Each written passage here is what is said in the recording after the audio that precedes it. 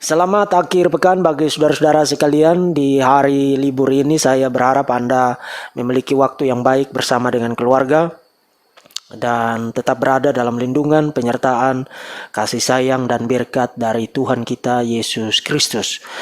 Saya ingin memberikan sebuah pengumuman bahwa saya akan terlibat di dalam sebuah debat, diskusi atau dialog akademik secara teologis yang akan dilangsungkan pada tanggal 10 Agustus tahun 2020 pada hari Senin dan dimulai jam 2 siang sampai dengan jam 5 sore menggunakan aplikasi Zoom Meeting. Nah, tema dari debat akademik tersebut adalah jaminan kekal, dan tentu saja ini akan terkesan sangat simplistik untuk diringkas. Tapi sederhananya, tema itu memuat diskusi mengenai jawaban-jawaban terhadap pertanyaan, dapatkah seorang Kristen yang sejati, yang sudah lahir baru, kehilangan keselamatannya? Atau adakah jaminan hidup kekal, jaminan keselamatan? Apakah keselamatan itu pasti bagi mereka yang telah dilahir barukan? Nah, ada banyak pertanyaan-pertanyaan lain yang segera mengikuti pertanyaan itu. Tapi Anda sudah bisa melihat bahwa diskusi ini bukan sekadar sebuah diskusi yang tidak membumi atau sebuah diskusi yang hanya ada di atas menara gading kesarjanaan. Diskusi ini persis berada di jantung dari pertanyaan yang muncul di bangku-bangku jemaat. Dengan kata lain, diskusi ini tidak dimaksudkan untuk membesarkan kepala seseorang atau menciptakan permusuhan di dalam kekristenan, menciptakan perpecahan dan lain sebagainya. Diskusi ini dimaksudkan untuk mengajak orang-orang Kristen membuka baris demi baris ajaran kitab suci, membacanya secara teliti, menganalisisnya sesaksama mungkin, menarik kesimpulan-kesimpulan yang seharusnya, merumuskannya menjadi sebuah pengajaran yang utuh dan koheren dari kitab suci.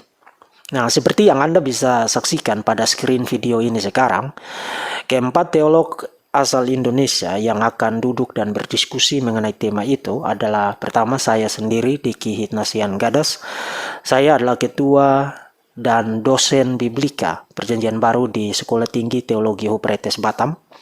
Kemudian Dr. Willy Pandesolang, beliau adalah ketua STT Agape Jakarta. Kemudian Dr. Stephen Liao, beliau adalah dekan akademik dan gembala jemaat. Kemudian teman saya Dr. Elia Tambunan, beliau adalah dosen STT Salatiga di Jawa Tengah, dan diskusi ini akan dimoderasi oleh Saudara Dede Wijaya. Nah, saya merasa mendapat kehormatan ada di antara para teolog ini untuk duduk dan berdiskusi bersama mengenai tema ini. Dan tanpa berniat memberikan penilaian evaluatifnya sekarang, dari keempat teolog tersebut, kita sebenarnya bisa mensimplifikasi posisi mereka menjadi dua kategori. Dua di antaranya, saya dan Dr. Willy Pandesolang, percaya bahwa orang-orang yang telah dilahir barukan, orang-orang Kristen yang sejati, tidak dapat kehilangan keselamatan mereka. Mereka tidak dapat terjatuh dari anugerah Tuhan, dan Tuhan memelihara iman mereka sampai pada akhirnya mereka menerima keseluruhan janji keselamatan itu.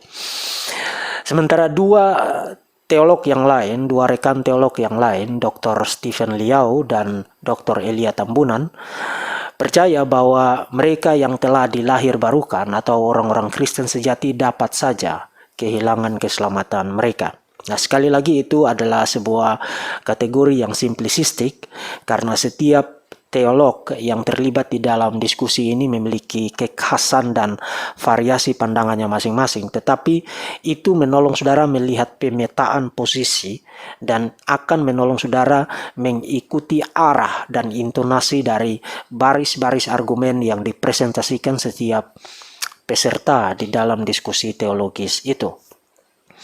Nah, sebelum mengakhiri video ini, saya perlu memberikan sebuah penjelasan ringkas kepada saudara sekalian. Saudara mendengar saya berulang kali menyatakan di dalam video-video terdahulu saya bahwa saya tidak berminat untuk terlibat di dalam diskusi internal dengan sesama orang Kristen di YouTube.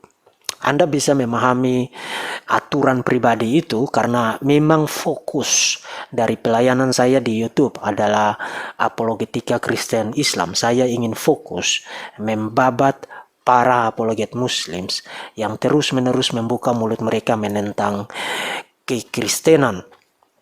Tetapi itu tidak pernah berarti bahwa saya anti untuk terlibat dalam sebuah diskusi internal, khususnya ketika saya melihat bahwa diskusi itu tidak mendatangkan ekses negatif yang destruktif atau kontraproduktif terhadap perkembangan dan dinamika kekristenan di Indonesia. Saya melihat diskusi ini layak untuk saya terlibat di dalamnya. Karena selain para peserta diskusi ini adalah para akademisi yang terhormat dan berintegritas. Dan mereka juga bisa membedakan antara argumen dan personal attack. Mereka bisa membedakan antara objektivitas dan retorika-retorika yang bermuatan emosional semata-mata.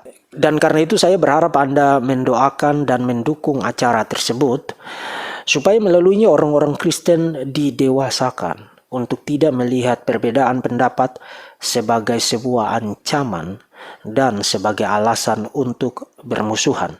Kita bukan penganut partai politik yang alat untuk mencapai tujuan dan alat untuk melindungi posisi adalah melakukan propaganda, termasuk propaganda hitam, dan melakukan serangan personal terhadap orang-orang yang tidak sekelompok dengan kita.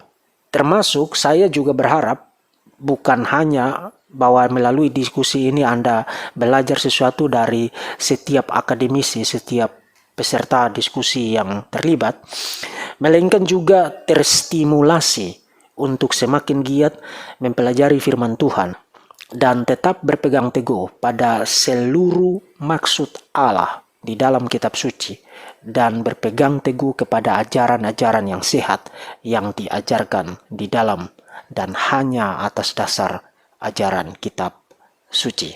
Tuhan Yesus memberkati saudara-saudara sekalian.